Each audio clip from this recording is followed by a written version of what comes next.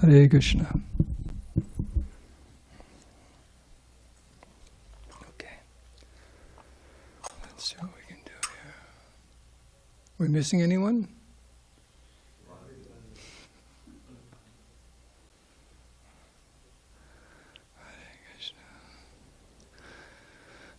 Jaya Radha Madhava Kunja Bihari Radha Madhava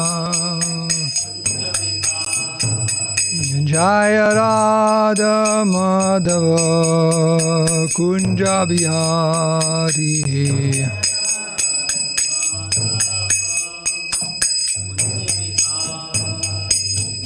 Gopi Jana Vallabha Girivardhari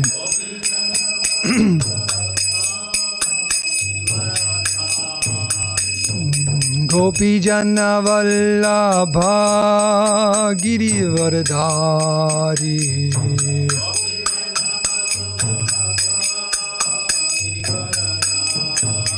Yasodanandana Vrajajana Ranjana Yasodanandana Vrajajana Ranjana Yamunatira Vanachari Yamunatira Vanachari Jaya Radha Madhava Kunja Bihari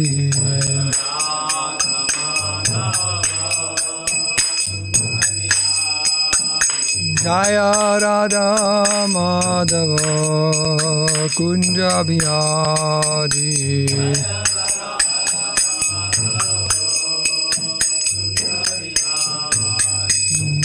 Gopi Jana Vallabha Girivardhari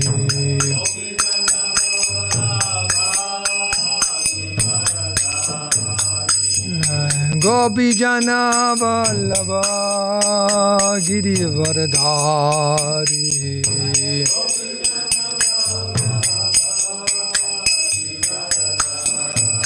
Yasodanandana Vrajajana Ranjana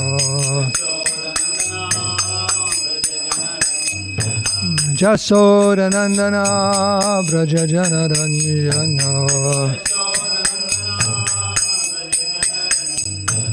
Yamunatira Vanachari Yamunatira Vanachari Jaya Radha Madhava Kunja Bihari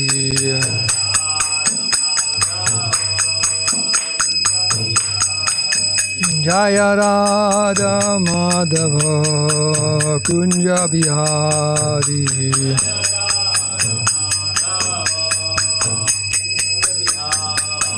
Jaya Radha Madhava Kunja Bihari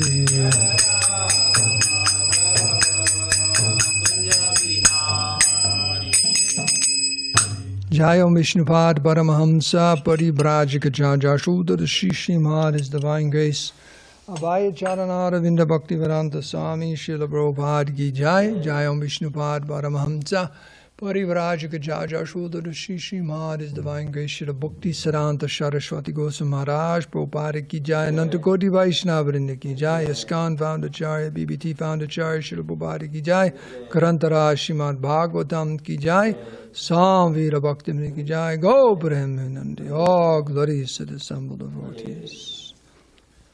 Krishna's relation with Gautavani Pacharani Nirvishesh Shandari Bhaskajadesha. Vijamani Prabhu, are you familiar with the pastime Krishna entering Mathura and he met a washerman and that man lost his head? Okay. Do you know who he was in Ram Lila? Who was the washerman in Mathura? He was the washerman who criticized that his wife was out for the night. And he didn't want to be like Lord Ram, who let Sita just go. That was a washerman, and he took birth again in Krishna Lila and lost his head. So that should keep you on your toes during class. Be careful. Okay. So before we begin the Bhagavatam class, the Prabhu is going to read about the incorporation of ISKCON. I'll put there. See, very important. If it wasn't for that, we probably wouldn't be here. Srila Prabhupada. We wouldn't be here. We wouldn't be incorporated.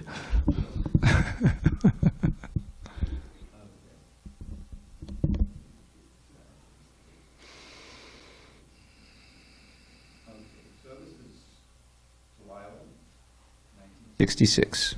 No, it's July 10th, actually. So Prabhupada says, we shall call our society ISKCON. Prabhupada had laughed playfully when he first coined the acronym. He had initiated the legal work of incorporation that spring, while still living on the Bowery. But even before its legal beginning, he had been talking about his International Society for Krishna Consciousness. And so it had happened, and so it had appeared in letters to India and in the Village Voice.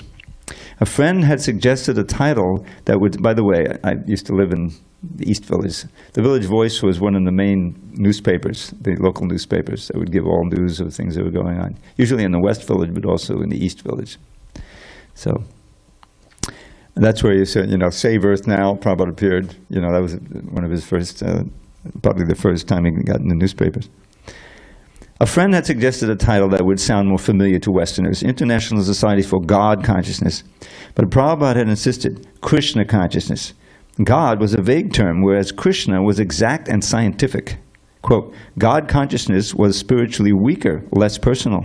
And if Westerners didn't know that Krishna was God, then the International Society for Krishna Consciousness would tell them, by spreading his glories in every town and village. Krishna consciousness was Prabhupada's own rendering of a phrase from Srila Rupa Goswami's Padyavali, written in the 16th century. Actually, this is a verse by Ramananda Roy. It may be included in Padyavali, which is Krishna Bhakti Rasa Bhavita Mati, which means the mind absorbed in the mellow taste of executing devotional service to Krishna. But to register ISKCON legally as a non-profit, tax-exempt religion required money and a lawyer.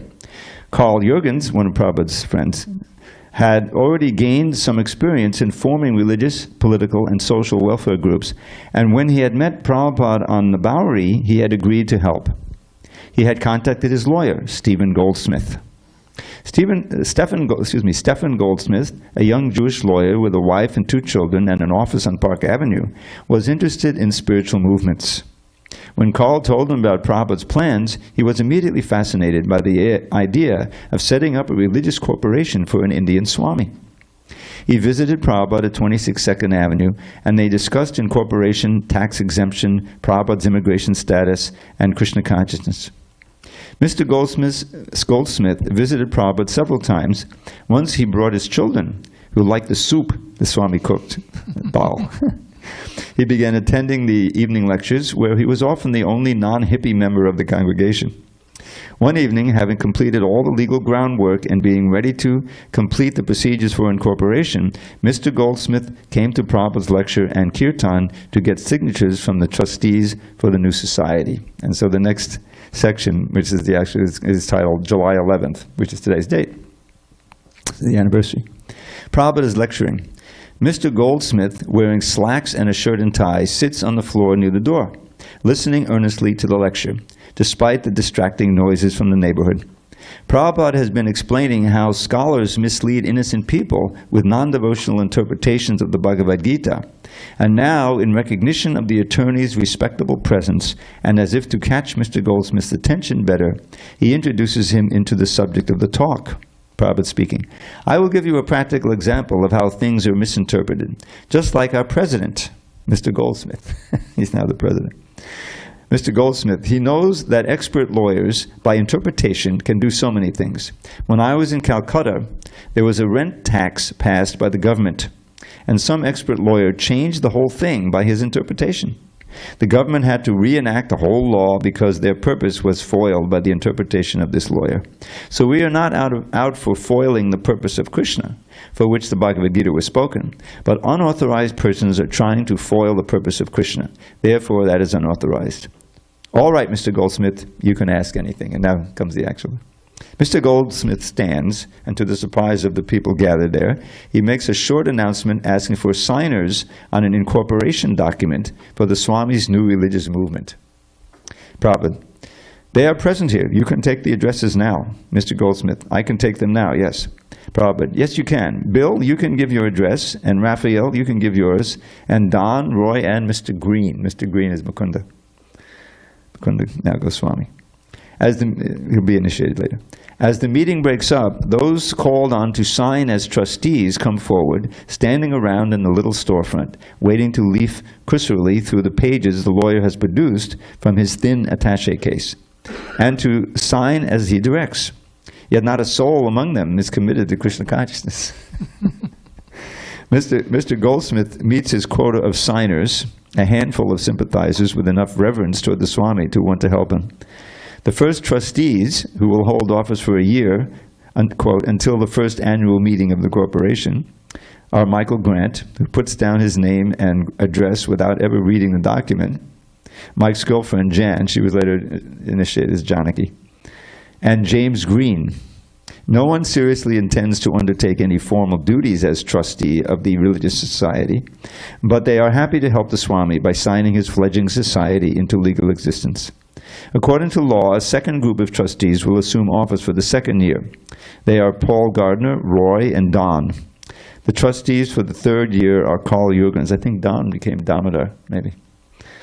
The trustees for the third year are Carl Jurgens, Bill Epstein, and Raphael. None of them know exactly what the half a dozen legal-sized type pages mean, except that, quote, Swami is forming a society. Why? For tax exemption, in case someone gives a big donation, and for other benefits an official religious society might receive. But these purposes hardly seem urgent or even relevant to the present situation. Who's going to make donations? Except maybe for Mr. Goldsmith, who has any money. But Prabhupada is planning for the future, and he's planning for much more than just tax exemptions. He's trying to serve his spiritual predecessors and fulfill the spiritual prediction of a spiritual movement that is to flourish for 10,000 years in the midst of the age of Kali. Within the vast Kali age, a period of 432,000 years, the 1960s are but an insignificant moment. And it goes on like this. Should I keep going? Or? That's good. Okay. Hare Krishna. Hare Krishna. Srila Prabhupada ki jai. Srila Prabhupada's ISKCON Society ki jai. But you might as well hold on to the microphone, because you'll be chanting the ecstatic verse exactly as Chittaketu Maharaj chanted in an ecstasy. So this is text 35, 35, 6th canto. No, I'm going to do that. So we'll read today. Om Namo Bhagavate Vasudevaya. Om Namo Bhagavate Vasudevaya. Om Namo Bhagavate Vasudevaya. Tava Vibhavaha Kalu Bhagavan Jagad Udaya Stiti Layadini Vishwasrijas Te Samsas Tatra Mrisha Spardhanti Pratag Abhimatya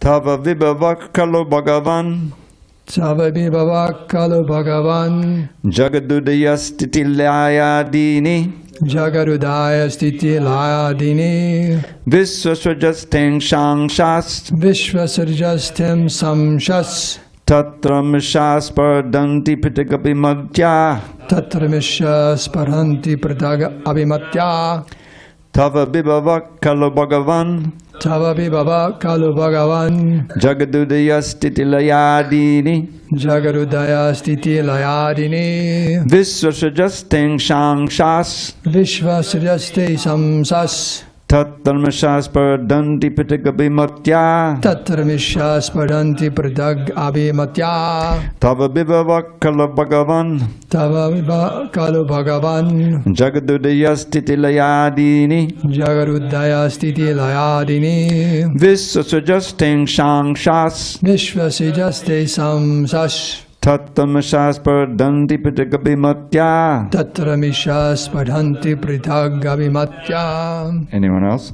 Okay, good. Tava Vibhava Kalu Bhagavan Tava Vibhava Kala Jagadudhaya Stiti Layadini Vishvasrijastem Samshas Tatramishas Padhanti Pritag Abhimatya.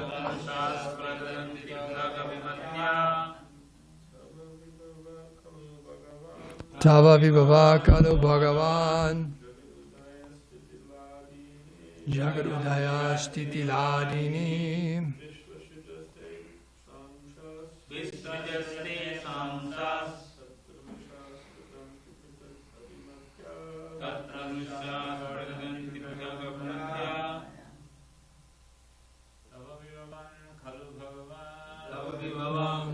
Bhagavan Jagarudaya Stiti Layadini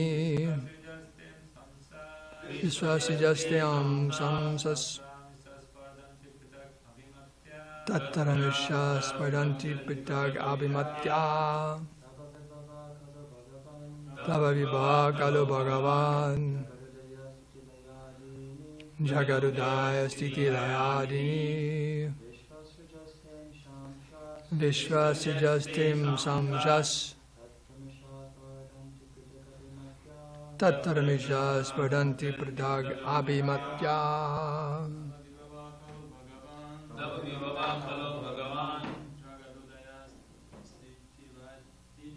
Jagarudaya Stiti Layadini Vishvasijastim Sash Tatramishas Padhanti Pitag Abhimatya. Ladies, Tattariva Kalu Bhagavan Jagadhaya Stiti Layadini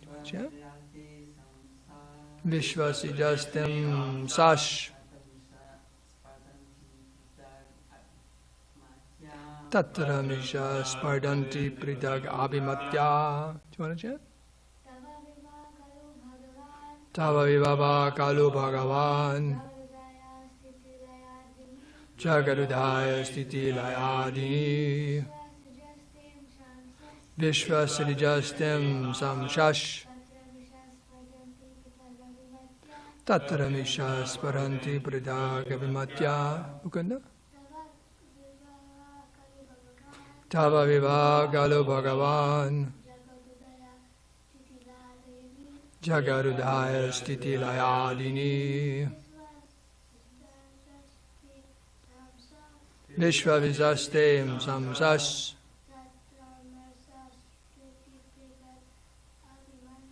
Tattaramisha Spardanti Pidag Abhimatya. Anyone aligned? Okay, synonyms.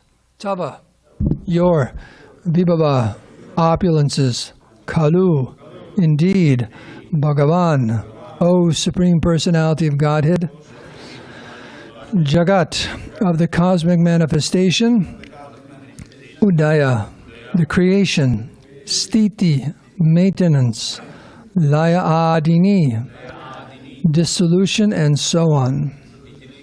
Vishwasrijaha, the creators of the manifested world.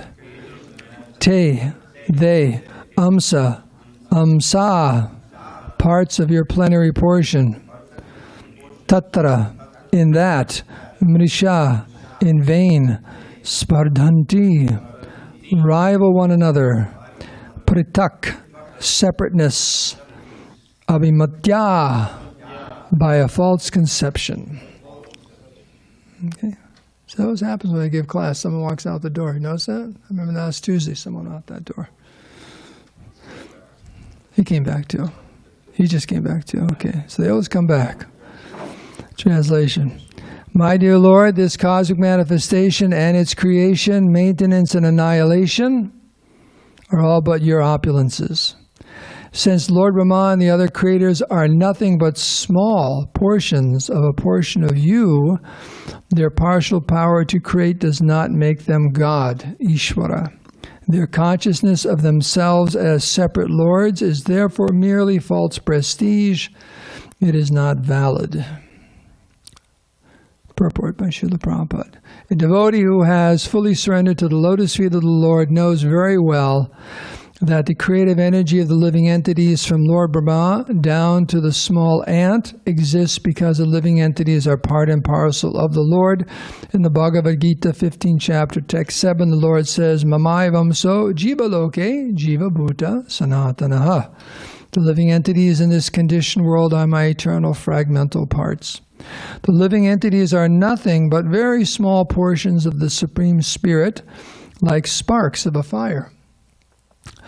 Because they are part of the Supreme, they have a creative quality in a very minute quantity.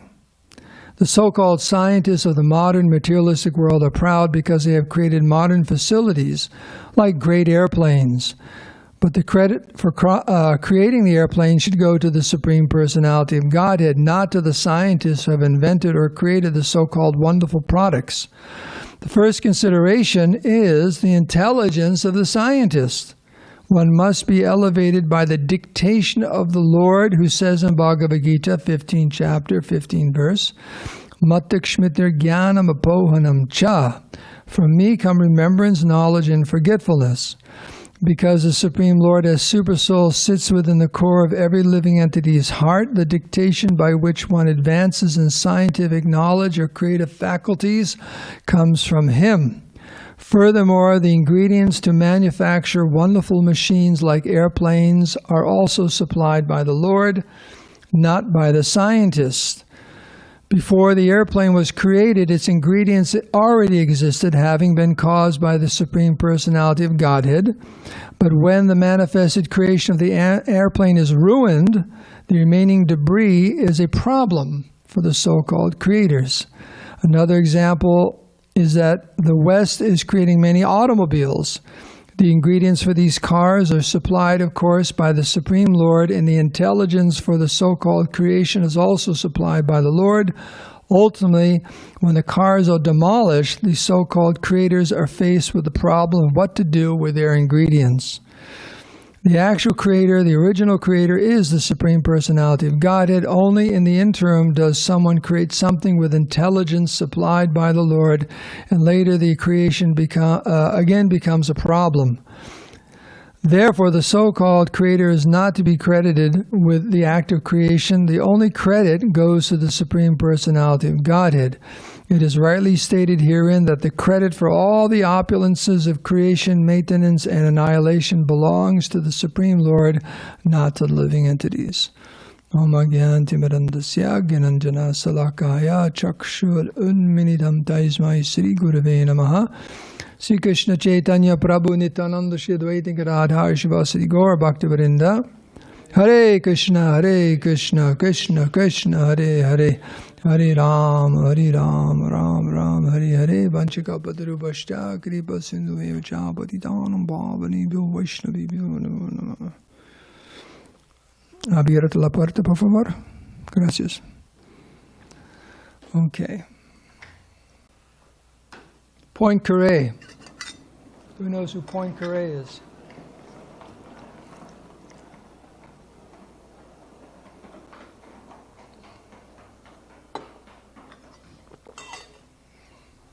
Sounds like the laundryman in Mathura too. Poincaré. Ever hear of Poincaré? Yes? No. Oui. It's French. Poincaré is a mathematician. Sadhguru tells a story about Poincaré. He was a mathematician, and he was trying to work on this one problem in physics or whatever, and he just couldn't get an answer. For the life of him, he couldn't get an answer, so he decided to go on a diversion. He was also interested in geology. So he was going to leave Paris and go out to the countryside and for an excursion, geological excursion. And it says when he was getting on the trolley to go out of the city, as soon as he put his foot on the first step, all the answers to all the mathematical problems he's been working on came to him in an instant. Just like that, it just started flowing through his head. And his commentary was that as if some other voice was speaking to him, just giving him all the answers. And he was thinking, maybe this is the Supreme Lord in the heart, God in the heart, just giving me all the answers. And then the next second he said, I'd hate to admit that, because he was an atheist. He said, I hate to admit it, but where did it all come from? All the answers at once just flowed right into his head. So Krishna is saying here in the 15th chapter, this Shmitir Jnanam Apohanam Cha, all the answers are there coming from Krishna. He can make you remember, he can make you forget. It's all coming from the Supreme Personality of Godhead, given to the living entities according to what they deserve and what they desire. And that's why ultimately everything is dependent upon the Supreme Personality of Godhead. And therefore one should not be so proud. Everything is coming as a gift of the Lord. And one should attempt to be qualified to receive such good information, but one should never be proud that one is a source of all this information. And then let alone Prabhupada's talking about creation of things. Where did all the ingredients come from? Mahabharata tells the story. He's in the kitchen right now. He can confirm the story. He tells all the time about scientists, you know the story, that they became very, very proud and they figured, we don't need God anymore. We don't need God anymore. And let's call God for a competition to show that we don't need him anymore. So God says, okay, what's up here? So, well, we're going to create something and we don't need you anymore. Watch this. We don't need you anymore. We're just going to do creation ourselves. So the scientists reached down to grab some dirt, to create something. And God said, no. That's my dirt. Make your own. So in other words, all the ingredients that we manipulate, they're all coming from the Supreme Lord. And Krishna gives that intelligence according to karma. So many people are working on so many different projects, and sometimes it works and sometimes it doesn't, in many different fields. And this happened to me. I think I must have told this story. A few years ago, I was sitting in a lobby at a hotel in, I think, Phoenix or Tucson, getting ready to take a shuttle to go to a wedding. An Indian gentleman, elderly Indian gentleman, came down to me. He said, oh, you must be the Pandit. I said, oh, yes, I'm the Pandit, and this and that. And had a little conversation. He said, I'm waiting for my daughter. Okay. He says, because I can't remember anything after about 5 minutes, where I'm supposed to go, practically who I am. So that's very interesting. He said, I'm one of the 3 scientists that are responsible for the cell phone technology. 3 of us together, we worked on this. What an innovative discovery. He was one of the 3 scientists who developed that technology to launch the whole cell phone industry. But now, he can't even remember something after 5 minutes. So his daughter has to be around to tell him where to go and what to do, because whatever... And then we started having a conversation. He's a scientist. He says, I'm from India, but I don't believe all this stuff, the soul and God and all these kinds of things. And we had a nice conversation. And, how it's all going on. I said, well, you're a scientist. You're trying to figure out how this world is going on. And I doubt science will ever be able to explain that. But then here's a big one. Why? There's how and there's why. I mean, we can't even scratch the surface of how this world is going on, but why is it going on? And he said, a very good conversation. He said, but I have to be honest with you, whatever we just spoke about, I'm going to forget it in 5 minutes. So here's someone that Krishna at one moment, at one time, gave him the intelligence to develop the whole technology for cell phones and to become very famous and well remunerated because of it. And now, I don't know where he is now, but at that time, a few years ago, he was simply wandering around a lobby, told not to go anywhere because he didn't know where he was going to go. And his daughter had to bring him to the wedding, which he would have forgotten 5 minutes after the wedding. So, very sad. So, we can be very, very proud of all of our learning, but Krishna, Apohanam Cha, can just take it all away in a moment. Let's take it all away in a moment. Okay. So, in the beginning of the purport, in the verse also, it's referring to Lord Brahma. And of all the creators, Lord Brahma is the big one. He's created the universe. And I was going to read a little bit from the Brahma Vimohan Leela, and also, if we have some time, just a few verses of their revelation of this point. That, and that's Prabhupada's making, in the purport here, that one has to remember this. Just remember that whatever we have is coming by Krishna's grace, like that, and not to become proud of that. So let me just jump right into it because of the time. And if we have time, I'll read a little bit about Lord Indra, the same thing. So just 2 or 3 verses. This is from Krishna book, so it's some verses merged together. So. And as you know, Lord Brahma, his mistake was he wanted to measure Krishna. He was thinking, is this really the Supreme Personality of Godhead playing with all these cowherd boys and so on? Well, let me just see what happens if I do this. And he thought himself quite, I guess, empowered that he was able to capture all the cowherd boys and calves and hide them away. So Krishna didn't see him. And in one moment, come back and see what was happening. Of course, that one moment for Lord Brahma is a whole year here. And of course, what did Krishna do? He immediately expanded himself exactly into all the forms of the cowherd boys and the calves. And then when Lord Brahma came back, he showed them they were all Vishnu forms and so on. But these are the prayers by Lord Brahma, just a few verses here.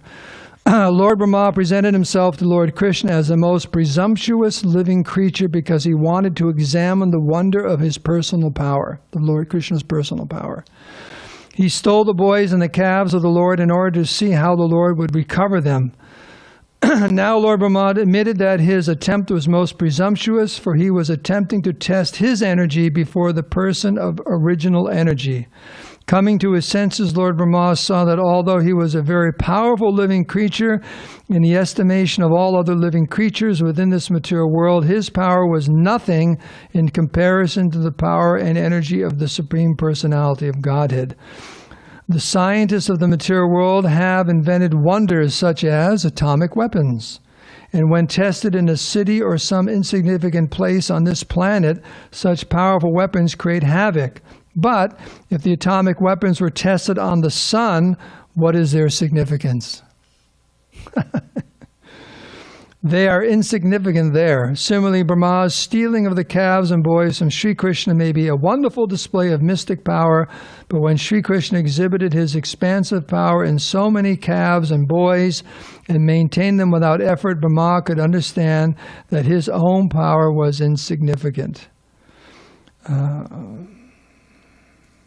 Lord Brahma realized his actual position. He is certainly the supreme teacher in this universe in charge of the production of material nature, consisting of the complete material energy, false ego, sky, air, fire, water, and earth. Such a universe may be gigantic, but it can be measured just as we measure our body as 7 spans. Okay. Actually, we have very little time, so this pastime and the pastime of Indra, Krishna's kindness to remove false pride, because that's the problem, falsely proud of what we're doing and not giving credit to the Supreme Personality of Godhead. So let me just read 1 or 2 verses by Lord Indra, then we'll bring this around to the conclusion of the class. Okay. My dear Lord Indra, after being defeated by Krishna in the Govardhan Leela, and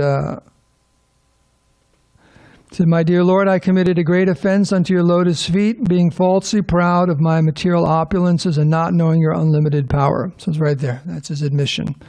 Therefore, my Lord, kindly excuse me because I am fool number one. Kindly give me your blessing so that I may not act so foolishly again. If you think, my Lord, that the offense is very great and cannot be excused, and I appeal to you that I am your eternal servant, you appear in this world to give protection to your eternal servants and to destroy the demons who maintain great military strength just to burden the very existence of the earth. I am your eternal servant. Kindly excuse me. So, once there was a class given and it said the whole Govardhan Leela was actually just Krishna wanted to help Indra become free from false pride. It's a nice devotee, but very, very, very proud, and that just ruins everything when a devotee becomes too proud of their abilities and opulences. So that's the point being made here. And it's interesting, Prabhupada's also alluding to the fact that because we act independently of the Supreme Lord, even though we do so many wonderful things, on the back end it creates so many problems. What to do with all these cars? We think, oh, we've invented a fantastic way to get from one place to the next, right? It's one of the most horrible and ugly things ever done, our modes of transportation, right? I mean, the offenses against Mother Earth and humanity, that list is unbelievable. All the raw ingredients, I mean, I could have dug that up, I guess, for class. The raw ingredients, the glass, the rubber, the steel, the this, the that, for the cars, for manufacturing them, the roads.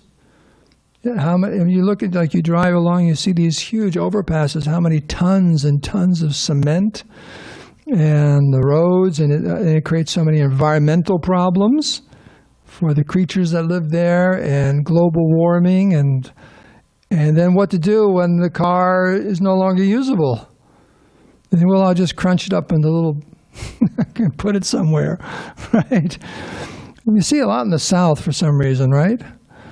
You know, all these junkyards. You don't see so many junkyards on the side of the road here. Down in Otay, there's a huge one, you know. But you don't see them in rural areas. All of a sudden you're going by these huge junkyards, all these cars just sitting there. So what to do with all this stuff they've created, a little plastic and this and that, thinking ourselves very, very intelligent, that we have all these amazing inventions, and then on the back end, what to do with it all? We're being buried by our own foolish inventions because they're completely out of sync with nature and the environment and peaceful living. So not that intelligent, right, to create such a problem. It's not very intelligent at all. So-called advancement, like that. So I think we're going to end with this because it's 8:31. So here's the question is, when can we take credit for something? Because it's saying here, everything is Krishna's arrangement. All glories to the Supreme Personality of Godhead.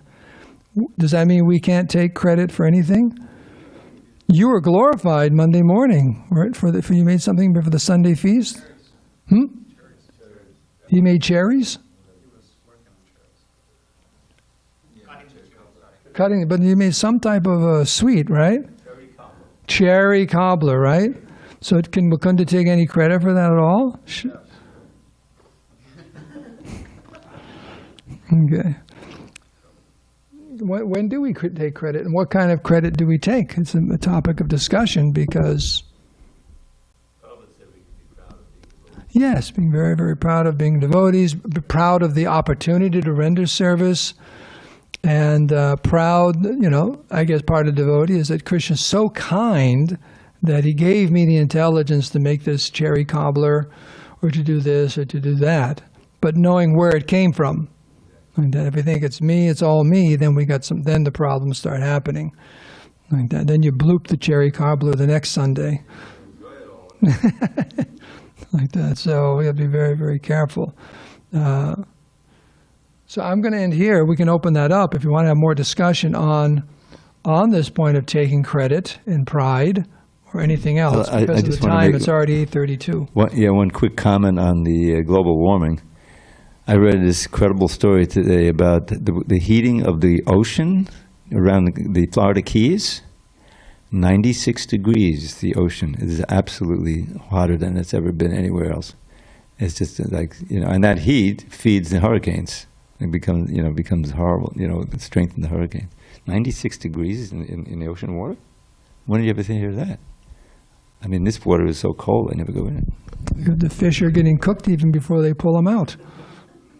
They'll think that's very convenient, right? Fish is already cooked. Yes, any questions or comments?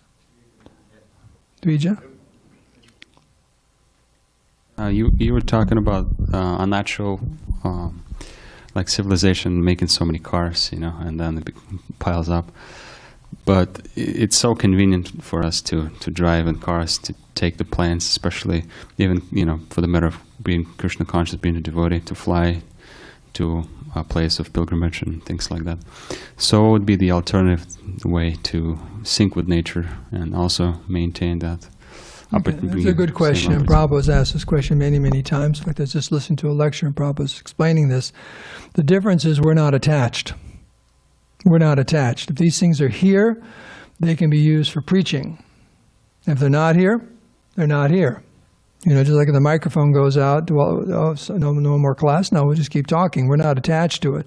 But since it's here, and it can be used for expediting the spread of Krishna consciousness, which will bring about, or which can bring about, at least for the saner section of society, a simpler lifestyle, then we'll use it. Just like if someone's driving away from you and you need to catch up with them, you get in a car that's just as fast or a little faster. You don't run. And you catch them and then turn them around because they're going in a dangerous direction. So we need to catch up with those which are leading society in the wrong direction and give them the right information and turn them back around. So two things are going on there. We don't advocate that people wasted time in this type of a mechanized, if you want to call it, civilization with all these different things, because what happens? It just creates so many problems. It's very problematic. You think cars are good? How many people die on the road every year in this country because of accidents? It's probably gone up like that. Someone says something more than, if you add up all the people died in a car accident, it's more than the wars combined, And then the devastation of the environment. The raw materials and this and that. So we're cruising down Grand Avenue thinking, woohoo, this is so nice. But the back end of all of that is the devastation of this planet. Is that a good thing? In other words, one's not conscientious of everything involved in that experience. Just like someone who takes a drug. Woohoo! But you're not conscientious of what that's going to, especially, like heroin or something like that, what it's going to do to you. The back end of the whole thing is devastating. So it actually is devastating, all these so-called conveniences. It's like a foolish child thinking, oh, this is fun and this, that. But it's, no, it's not. There's a price tag. Okay, that's it, the price tag. That's a good analogy. What's the price tag? It's not the sticker on the car. There's a lot more to it. What's the price tag for all of this?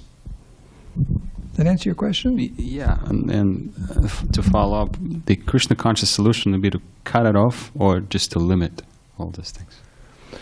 Well, turning everything around, right, it probably won't happen, okay? So that's why I mentioned, for the saner section of society, they will take advantage of the knowledge and adjust their lifestyle accordingly as best they can. But you're not going to slam on the brakes, and there's not going to be any cars left or planes or this or that until it all falls apart. Because you've got a huge section of society who could care less.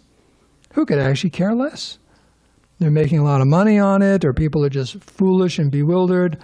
But if we can reach a saner section of society, it may be 1%, maybe 5%. And they can take advantage of it and be peaceful and happy.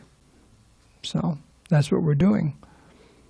Everything else is going to come to a very unpleasant screeching or slow halt sooner or later because it's artificial. Anything done artificially, sooner or later, it comes to an end because it just can't go on. It just can't go on. thought you were raising your hand. Karnamita, I thought you were raising your hand. I understand you're sorry.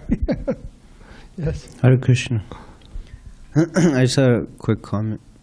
I used to work in this section of the hospital where it's called memory care, you know, because you were discussing how people have short-term memory. So my patients, they were diagnosed with dementia and Alzheimer.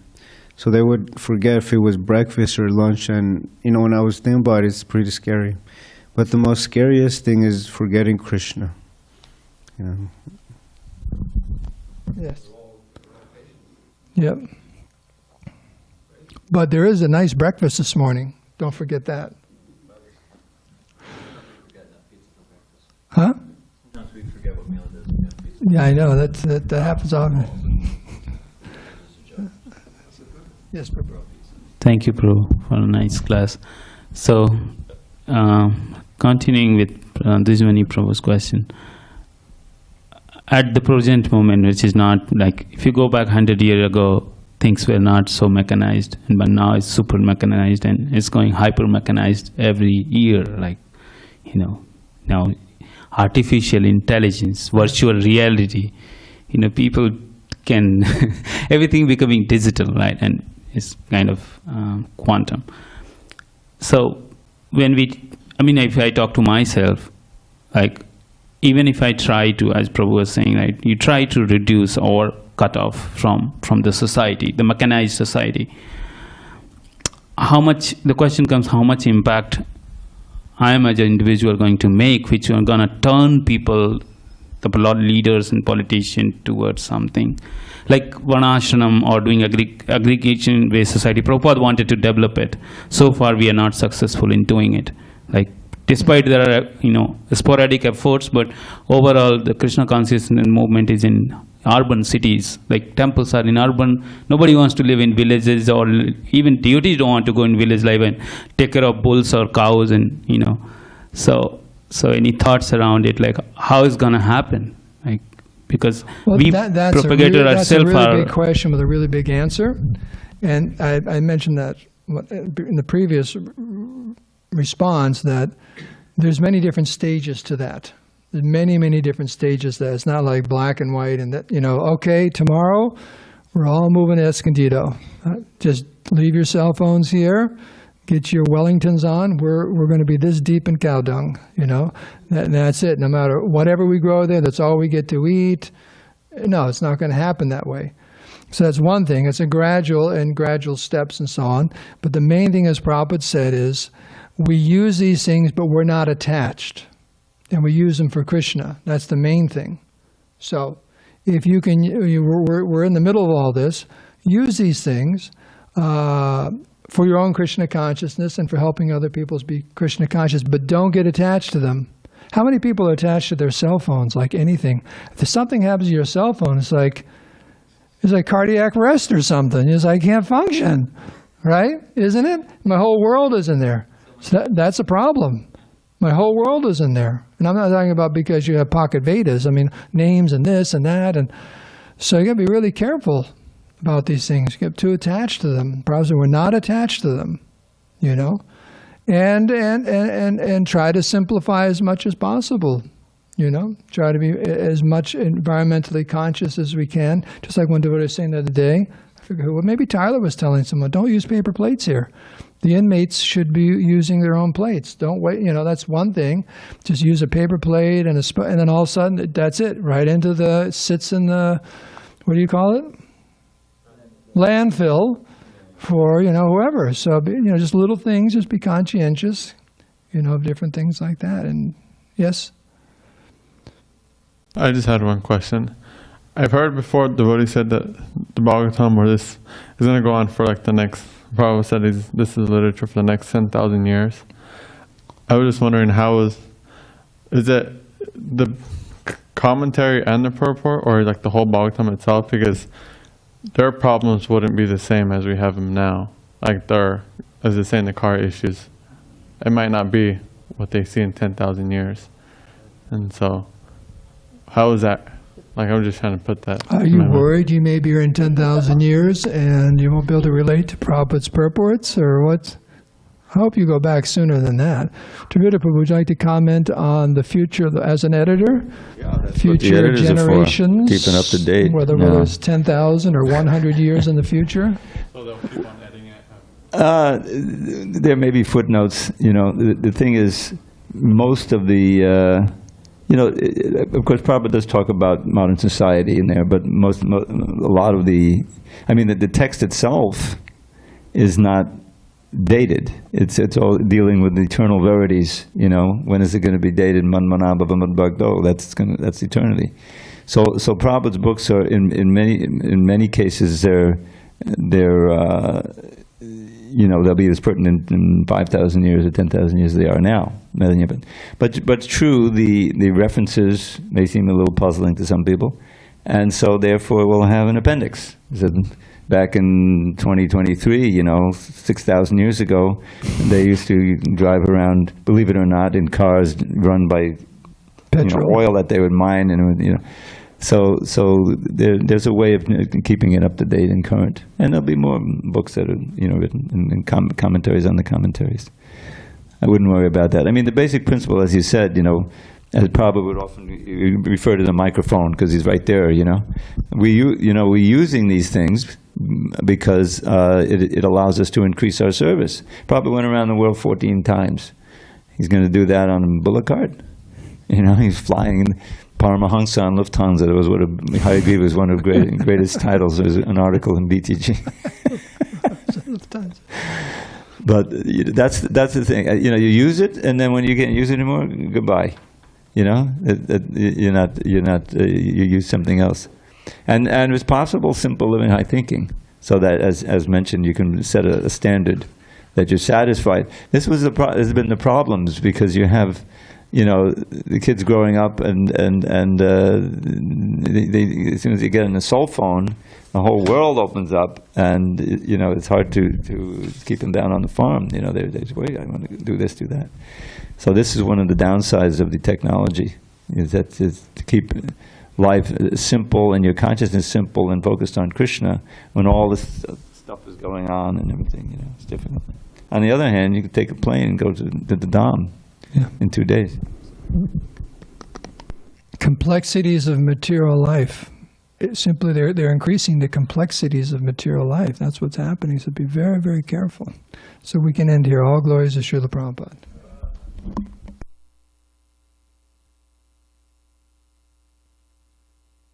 The most wonderful thing about this religion that I put studies to is that it believes in reincarnation, and that God doesn't die and things don't die, and they always go into something in circulation, and that's the most beautiful thing that I was ever attracted to this religion, because it believes in reincarnation, that the living God, the living being of everything will return to something.